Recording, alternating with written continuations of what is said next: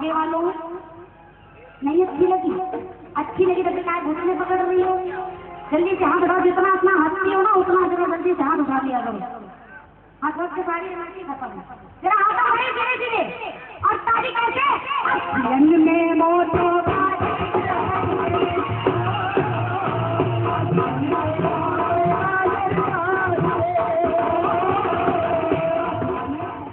गाँव की दम गाँव आइए, क्योंकि कहते हैं भक्त नहीं होंगे तो भगवान कहाँ होगा, और अगर आप लोग नहीं रहेंगे तो ये भगवान कहते हैं जिन्हें आंखें खुदा ने दी वो इस पत्थर में खुदा देखें, जिन्हें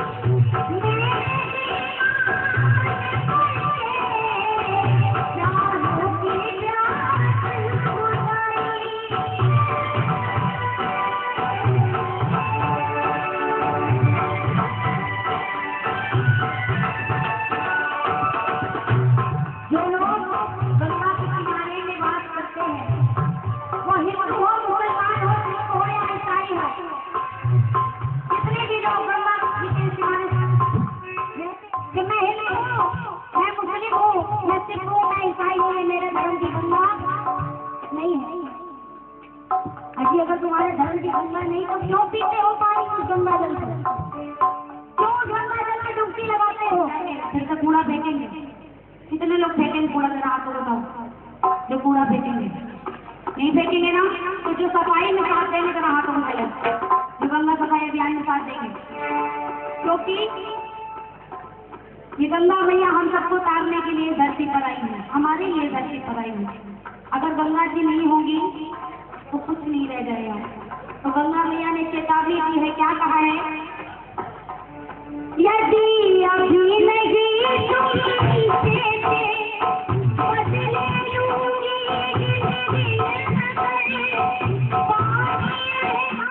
सभी का खून शामिल है यहाँ की मिट्टी में, सभी का खून शामिल है यहाँ की मिट्टी में। इसी के बाप का हिंदुस्तान थोड़ी है, ये हमारा हिंदुस्तान है। कौन कौन मानते हैं हमारा हिंदुस्तान है? उन्हें बातों से फुर्सत मिलेगी तब हिंदुस्तान को देखेंगे। क्या बात है भैया? कितने हिंदुस्तानी हो पाकिस्तानी हो? पाकिस्तान से आई हो, पाकिस्तानी तो नहीं हो?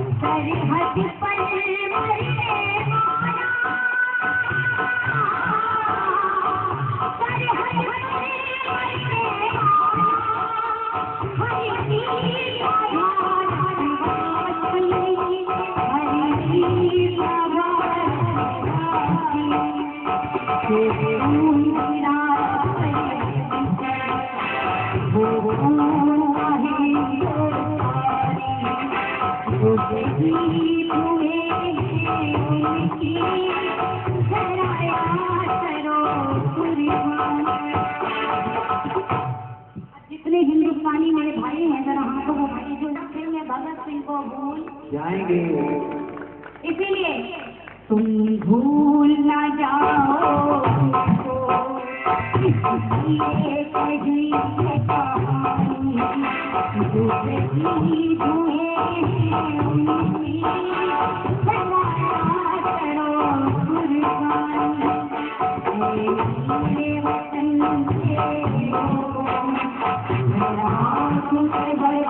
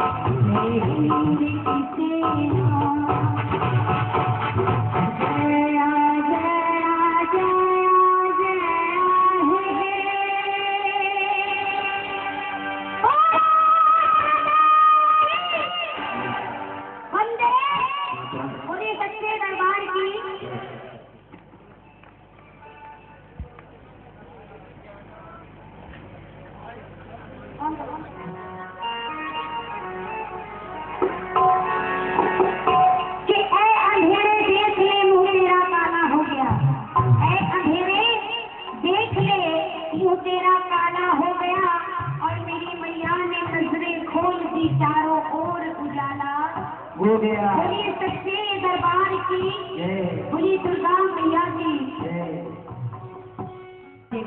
सुनिए गौर से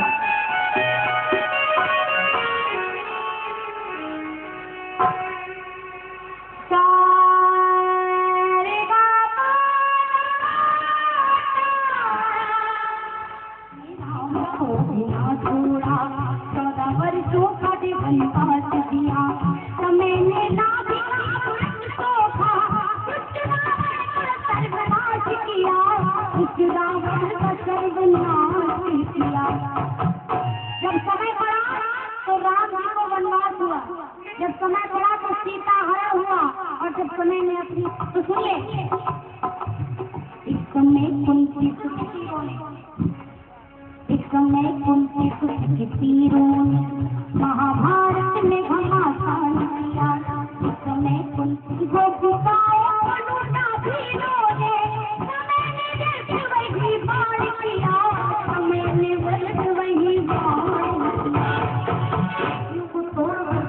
महाभारत में विजय प्राप्त कर ली। क्या वो अर्जुन गोपिकाओं को नहीं बता सकते थे? बता सकते थे, लेकिन समय था तो ना अर्जुन कुछ कर पाए ना उनके बाद कुछ कर पाए। क्या करे तीर क्या करे हम तो बैठे हुए हैं कलयुग में, लेकिन कलयुग में भी एक घटना हुई। क्या समय राग बड़ी भूल किया, समय का चक्र चला भैरव पे माथे चक्रा से बड़ी भूल किया। समय ने अपनी बदली को करवट भूल किया, मारी सरकार मिला भूल किया। पापी बढ़ते हैं जब भिखारियां, पापी बढ़ते हैं जब भिखारियां, पता लगता है हो जाए समय के सब गुलाम हो गए, समय के सब गुलाम हो जाए, समय को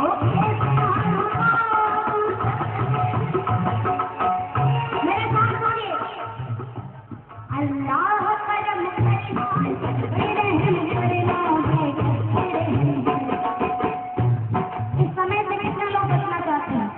कितने लोग चाहते हैं कि फिलहाल रोटी हो सच्चे दरबार की दुर्गा मैया की, क्योंकि कल हम ना होंगे ना कोई गिला होगा, चिमटी हुई यादों का सिलसिला होगा।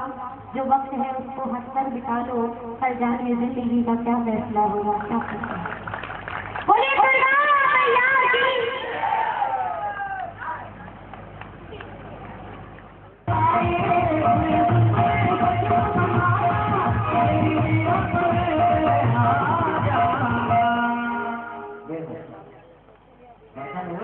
बिल्कुल पास में आ जाएंगे दरबार में, तो सभी भक्त बुलाएं और विमल के राजा से यही कह जाओ अरे आजा आजा आजा आजा मुझे आजा आजा आजा आजा मुझे आजा आजा आजा आजा मुझे आजा आजा आजा आजा मुझे आजा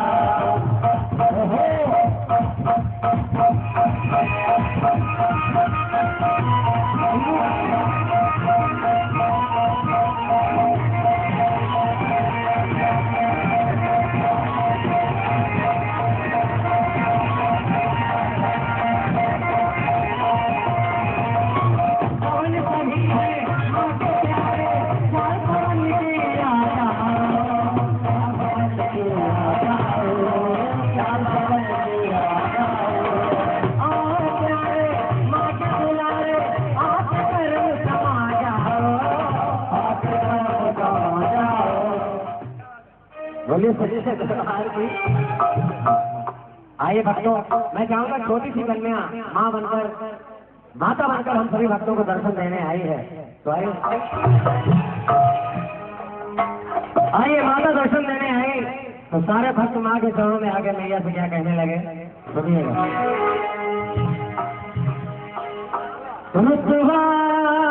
ये मेरे सिर को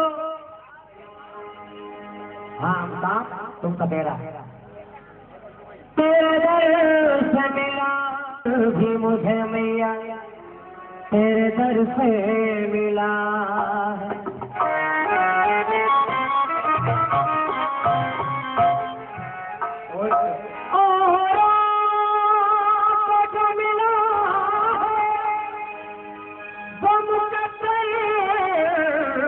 मिला है भक्त माँ के चरणों में आए भैया से यही कहने लगे सारे रिश्ते नाते टूटे सारे रिश्ते नाते टूटे तुझसे रिश्ता ना टूटे। आइए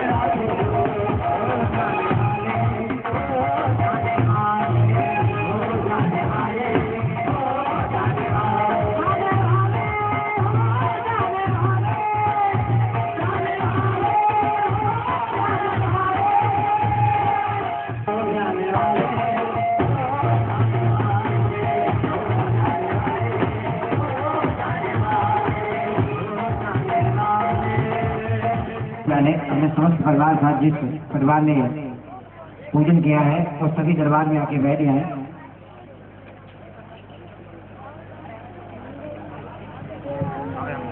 तुम सब जाके दरबार में आके बैठ गए जो भी परिवार के हो रिश्तेदार हो वो दरबार में आके बैठ गए क्योंकि माँ तारा रखने की कथा के बगैर ये जगराता अधूरा माना जाता है। तो ये समय को देखते हुए ये कथा तारों की जगहों में होती है। अब समय को देखते हुए ये सूक्ष्म रूप में माँ के चरणों में ये तारा रखने की कथा सभी भक्त बैठ का समय अपना जगराता सफल करें। बैठ जाए सही माताएं बहने, थोड़े समय की बात है, मात्र 10 मिनट की बात है। आप लोग बैठ जाए 10 मिनट तक और कथा को सुने और माँ की पावन आरती प्रसाद को लेकर ही घर जाए। कि बगैर प्रसाद के, बगैर आरती के नहीं जाया जाता है। सही भक्त सिर्फ 10 मिनट का समय देते हैं। आ जाए भाभी जी, तो संजय भैया की धर्म पत्नी है, वो आ जाए दरबार में बैठे आकर, आ जाइए। और जो भी भाई खड़े हैं, जो भी माताएं बहनें खड़ी हैं, वो सही बैठ जाइए।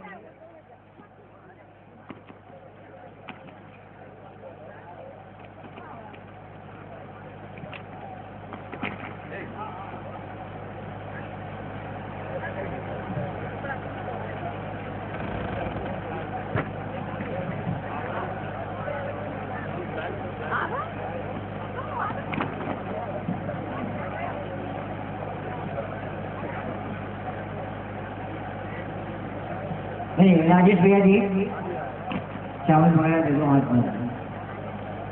आ जाओ, जो भी कथा आपको सुनना चाहें दरबार में आकर बैठ के सुने। और बच्चों बैठ जाओ, माताएं मैंने आप भी बैठ जाए, बैठ जाओ 10 मिनट के लिए कथा को सुने, जगाता सफल करें। और आरती प्रसाद लेना बहुत अनिवार्य है, उसको लेकर ही अपने घर जाए, इससे पहले न जाए। क्योंकि माता रुक्मिणी कथा में आपने सुना होगा, माता प्रसाद राजा हरिश्चंद्र ने ठुकराया। तारा था, एक का नाम रुक्मिणी था। दोनों ही भैया के सूर्य भक्त दिन नित्य पूजा नित्य भक्ति करते थे। भाई लोग बैठ जाओ मात्र 10 मिनट के लिए, सभी से मेरा निवेदन है, बैठ जाओ। माँ के एकादशी के तरफ तारा घोड़ी दोनों रखा करते थे। एक समय की बात, एक बार तारा ने मैया का एकादशी का व्रत रखा, माँ की घर में ज्योति का प्रकाश किया, माँ जगदम्बा को प्रज्वलित किया और जलाकर मैया का भजन करने लगी। इतने में रुक्मिणी ने भी व्रत रखा, लेकिन दरबार न आ सकी। तब तक कुछ सखियां आ गई, उससे बाजार ले गई, सारा बाजार घुमाया। घूमते घूमते सभी सखियां थक गई, रुक्मिणी भी थक गई। तो एक दुकान पर मांस के पकौड़े तल रहे थे, मांस के। सखियों ने भी खाए, रुक्मिणी को भी खिला दिए। कहते सच्चे दरबार की दुर्गा मैया की। जब रुक्मिणी ने मांस के पकौड़े खा लिए माँ के व्रत में, रुक्मिणी आती है वापस जहाँ पर तारा ज्योति जलाकर बैठी। कहा मैया ये बच्ची है, नादान है, आप सारे संसार को क्षमा करती हो, हम सभी पापियों को पाप मोक्ष करती हो माता, इस पापन का भी पाप मोक्ष कर दो। मुझे कुछ देना चाहती हो तो मेरी बहन को श्राप से मुक्त कर दो। आज तारा ने अपनी बहन की मुक्ति मांगी और माँ ने कहा कि बेटी मेरे मुंह से जो निकल गया वो तो होगा। तारा ने कहा कि फिर मेरी बहन का उद्धार कैसे होगा? आज तेरी बहन का उद्धार ये तीसरे जन्म में होगा, क्योंकि ये छिपकली बनेगी अगले जन्म में, फिर ये ऋषियों की जान बचाएगी, राजा घर जन्मे की पढ़ने हर जन लग जाएगी, जब तीसरे जन्म में मेरा जगराता कराएगी तब इसका उद्धार होगा। इतना कहकर मां अंतर ध्यान हो जाती है। कहते सच्चे दरबार की दुर्गा मैया की। ऐसा ही होता है वो जमीन में लौट गए और एक पक्षी का भेष बनाया बाज का, और जंगल में एक चोट में इतना विषैला सर्प दबाया, जहाँ पर पांडवों का प्रसाद बन रहा था उसी कढ़ाव में जाकर उस सर्प को डाल दिया। कहते सच्चे दरबार की दुर्गा मैया की। जब सर्प को डालकर ऋषि दुर्वासा जी प्रसन्न हुए और अपने स्थान को जाते, इधर छिपकली, वही छिपकली दीवार से छिपकी देख रही कि पक्षी ने अनर्थ कर दिया, पता नहीं इस प्रसाद को कितने जीव खाएंगे, जो भी खाएगा वो तो मर जाएगा, क्या करे? उसके समझ में आया क्यों ना हम अपने प्राण दे दें, तो सारे नगरवासी देख लेंगे छिपकली गिरी, इस प्रसाद को कोई नहीं खाएगा। ऐसा ही करती है छिपकली, उस कढ़ाव में सता कूद जाती है। कहते सच्चे दरबार की छिपकली को छिपकली होने से मुक्त कर दो। आज भक्तों की मां ने पुकार सुनी, आज रुक्मिणी को छिपकली होने से मुक्त कर दिया। कहते सच्चे दरबार की दुर्गा मैया की। इधर जब छिपकली को मुक्ति मिल गई तो आई जन्मों से संतान नहीं हो रही थी, लेकिन वो माँ का भजन करते थे, माँ का अर्चन करते थे। आज मैया ने उनकी पुकार सुनी। आज राजा के घर उसी छिपकली ने कन्या रूप में जाकर जन्म लिया। कहते सच्चे दरबार की दुर्गा मैया की। इधर जब जन्मों के बाद संतान हुई तो राजा ने तमाम धन लुटाया, तमाम दौलत लुटाई, तमाम महल में खुशियां करा दी। तो महारानी ने कहा कि महाराज तमाम खुशियां हुई, एक छोटी सी खुशी और शामिल कर दे। वो क्या? वो ये हमारी पुत्री का नामकरण करवा ले। आज पंडित जी को राजा ने बुलाया, पंडित जी को जैसे बुलाया, कहा पंडित जी ने क्यों बुलाया गया, मुझे आदेश करिए महाराज। राजा ने कहा कि पंडित जी हमारी पुत्री का नामकरण होना है। पंडित जी ने जैसे ही राजा की पुत्री को गोद में लिया, जैसे उसका चेहरा देखा तो पंडित जी एकदम चौंक जाते हैं। राजा ने कहा महाराज आप चौंक क्यों हो, क्या बात है? ये बात तो ये महाराज, अगर आपकी पुत्री इस नगर में रही तो इस नगर में कोई नहीं बचेगा महाराज, फैसला आपके हाथ। अगर प्रजा प्यारी है तो इस पुत्री को या तो मार दो या नगर से बाहर कर दो, क्योंकि इस कन्या के लक्षण बहुत विलक्षण है। सारे नगर में बीमारी फैल जाएगी, सारे नगर में तो कहा था नगर से बाहर कर दो। अगर इसकी जिंदगी होगी तो बच जाएगी। एक काम करो, इसको गंगा मैया की गोद में सौंप दो, गंगा के बहाव में बहा दो। जो अगर इसकी जिंदगी होगी तो बच जाएगी, और नहीं तो गंगा मैया की मझधार में जाकर कौन बचता है। आज राजा के समझ में आ गया। राजा ने काम किया कि लकड़ी का बक्सा बनाया, जिसमें नीचे हीरा जवाहरात तमाम धन भर दिया, ऊपर से अपनी फूल जैसी कन्या को लेटाया। गंगा के घाट पर आते कहते, गंगा मैया आज तक तेरे घाट पर सभी मुर्दे लाए होंगे दाती, आज मैं अपनी जीवित पुत्र ही लाया हूँ मैया, इसका उद्धार करना दाती, इसका पालन पोषण करना। इतना कहकर उस बच्चे को गंगा के बहाव में बहा देते हैं। आइए एक बार कहते गंगा मैया की जयकारा जोर से लगाएं, क्योंकि हमारे आपकी आखिरी स्टेशन है गंगा मैया। एक बार कह दो, बोलिए गंगा मैया की, भोले बाबा की। आइए वक्तो, इधर वो बक्सा बहते बहते बहते बहते एक हाथ पर पहुंचा, जहाँ पर एक गरीब ब्राह्मण स्नान कर रहे थे। ब्राह्मण धन से हीन थे, बहुत गरीब थे। उन्होंने बक्सा देखा तो मुस्कुराने लगे, प्रसन्न हो गए कि आज मेरी गंगा मैया ने जन्मों की पुकार सुनी। लेकिन काफी गहराव तक घुसे, लेकिन उनको बक्सा नहीं मिला। जैसे बक्सा नहीं मिला तो एक हरिजन भैया झाड़ू लगा रहे थे घाट पर, उनको देखा कि हरिजन भैया इस बक्से को बाहर ले आओ, इसमें जो कुछ भी धनमाल खजाना होगा हमारा आपका आधा आधा होगा। आज हरिजन जाता है, उस बक्से को बाहर लेकर आता है। बक्सा जैसे देखकर धन देखकर पंडित जी प्रसन्न हो गए। हरिजन ने कहा, पंडित जी आप बात धन नहीं, आप सारा धन ले जाए, मेरे पास संतान नहीं, मैं संतान को ले जाता हूँ। आज दोनों अपनी मुराद पाकर प्रसन्न हो गए। आज पुत्री को ले जाकर हरिजन बहुत खुश है, उसकी पत्नी बहुत खुश है। पुत्री लगभग 5-6 वर्ष की हो जाती है, अभी तक उसका कोई नाम नहीं रखा गया। और जब नाम नहीं रखा गया तो हरिजन की पत्नी ने कहा, स्वामी हमारी पुत्री का नामकरण करा ले। आज उस पुत्री को लेकर उन्हीं पंडित जी के पास हरिजन पहुंच गया। कहने लगा, पंडित जी हमारी पुत्री का नाम रख दीजिए। आज पंडित जी ने पत्रा खोला और देख कर बताया कि जाओ हरिजन, आज तक तुम्हारी पुत्री का नाम रुक्मणी हो गया। रुक्मणी आज पुनः तीसरे जन्म में उस रुक्मणी का नाम पुनः फिर रुक्मणी बन जाता है। इधर रुक्मणी धीरे शादी होने लगी और इधर अयोध्या नगर हरिश्चंद्र के साथ तारा रानी की शादी हो जाती है। और इधर जब रुक्मणी जवान हो गई तो उसके लिए भी अयोध्या नगर में एक लड़का देखा गया हरिजन का, और उसकी भी अयोध्या नगर में ही शादी कर दी गई। आज दोनों बहनें एक नगर में आ गई तीसरे जन्म में। फर्क इतना, एक महारानी एक नौकरानी, ये पाप पुण्य का फल है। आज जो रुक्मणी की सास थी वो राजा हरिश्चंद्र के महल में झाड़ू पोछा का काम करती थी। एक दिन अचानक बीमार पड़ गई। उसने कहा कि जाओ रुक्मणी आज झाड़ू पोछा का काम तुम्हें करना है। रुक्मणी जाती है, झाड़ू पोछा लगाने लगती है। इतने में माँ ने दोनों बहनों को मिलाना चाहा। माँ ने एक हवा का बहुत जोर से झोंका भेजा, जो रुक्मणी का घूंघट था वो खुल गया। और जैसे चेहरा खुला तो तारा ने अपनी बहन को पहचान लिया कि बहन तू आ गई। रुक्मणी ने चारों तरफ देखा, कोई नजर नहीं आया तो कहने लगी, महारानी आप किसको बुला रही हैं, यहाँ तो कोई नहीं है। मैं तुमसे कह रही हूँ। अरे मैं आपकी बहन कैसे हो सकती हूँ? अरे मैं जाति की डोम हूँ, मैं हरिजन हूँ और आपकी नौकरानी हूँ। आप महारानी, मैं नौकरानी, कैसे आपकी बहन हो सकती है? क्यों मेरी हंसी कर रही है महारानी? कह रही मैं हंसी नहीं कर रही हूँ, आज 7 जन्म पहले तू मेरी बहन थी, माँ ने तुझे श्राप दे दिया था, तुमने मांस के पकौड़े खाए थे इसलिए। अच्छा तो मेरा उद्धार कैसे होगा? कि एक उपाय है, तो मैया रानी का जगराता कराते तेरा उद्धार हो जाएगा। अरे इस मूर्ति पर तुम इतना विश्वास करती हो कि इसके जगराते कराने से मेरा उद्धार हो जाएगा? रुक्मणी ने कहा कि बिल्कुल। अरे जो अगर तुम्हारी ये माँ सच्ची है तो मुझे कोई चमत्कार दिखाए, चमत्कार तो मैं इनका जगराता कराऊंगी। क्या चाहती है? जो अगर तुम्हारी माँ सच्ची है तो मुझे एक पुत्र दे दे तो मैं इनका जगराता कराऊंगी।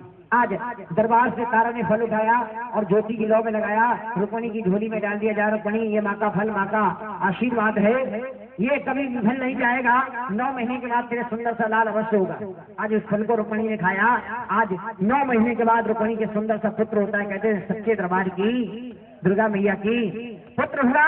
तो तारा के बाद गई, कहने लगी महारानी मुझे कोई विधि नहीं मालूम, जगराता कैसे होता है? कि सबसे पहले अपने घर की साफ सफाई करना, बाजार से पूजन की सामग्री लाना, मंदिर में पंडित जी के पास जाना, उनसे कहना कि मेरे घर में जगराता होना है। आज ऐसा ही करती है। पंडित जी के पास पहुंच गई, पंडित जी ने कहा